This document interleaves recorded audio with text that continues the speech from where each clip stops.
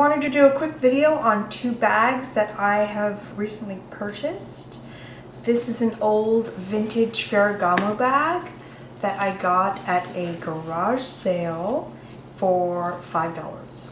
And it really has a lot of issues in the handle area, but I didn't care. For $5, hey, I got an awesome everyday over-the-shoulder bag that just is really awesome. And what I did with this bag is it was really crappy looking on the sides, and the shoulder strap needed major help. It's still, I mean, there's only so much you can do with these old bags, but it looked a lot better and it serves its purpose. So like this bag, I would take it to, you know, an area that maybe I don't want to draw a lot of attention, or just, you know, a kid's birthday party where you need your hands free. It works perfectly across the shoulder. And what I did with this is I sprayed it with this. So I figured for $5, you know, $5 investment, I'm gonna try this and see how it comes out. It did a really good job. The only thing I did not like is that it made it really shiny looking. So some of you will love that, but this is what will happen if you spray your bag or your jacket or your belt or whatever leather good you have with this spray. And I'll put the information in, you know, in the downstairs box there. But yeah, so this is what happened. The inside was perfect. So, I mean, you know, you've got this here, which makes me so happy to see when I open it. And it was in great condition, but it was used and abused. And what I did with this, before I sprayed it, I used the same technique that I used in my previous video on how to clean your Chanel. And there's a part 1 and a part 2 in that one. And then I just spray painted it with this. Now, that is do-it-yourself, dyeing it at home, spray painting the edges, the corners. I mean, it still looks crappy in the corners, but I didn't care. For $5, hey. And then this bag is a authentic vintage Bottega bag. And this was a completely different story. This bag was a filthy, dirty, cream color bag that was at the bottom of a box at another auction that I went to in Oakland, California. And I guess, you know, a lot of people just look past these things and don't see the beauty, see what you can do with these vintage, authentic designer handbags. They're so well made, especially back, you know, when this was purchased, that you can just completely change the color. And the fact that it was a tan color, oh, the possibilities. You could do it pink or red or green or yellow. I chose to do it black because I have a shortage of black bags.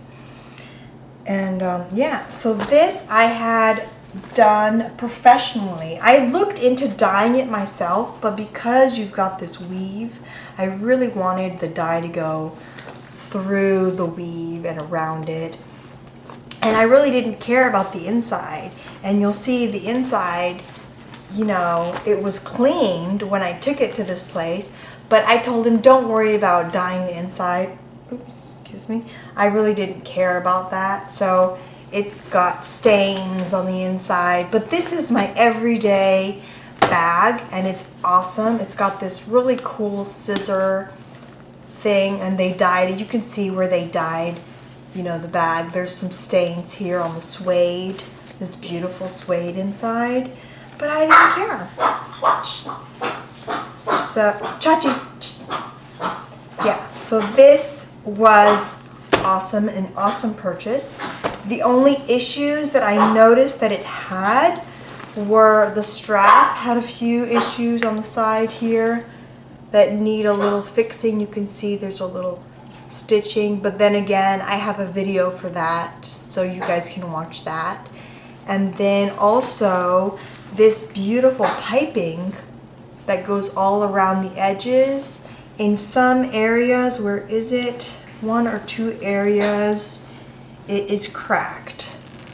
So like right there. But do I care? No. Chachi, stop. Excuse me for that. Yeah, but this is an awesome bag. And what I did with this is, first I looked into taking it to the San Francisco store.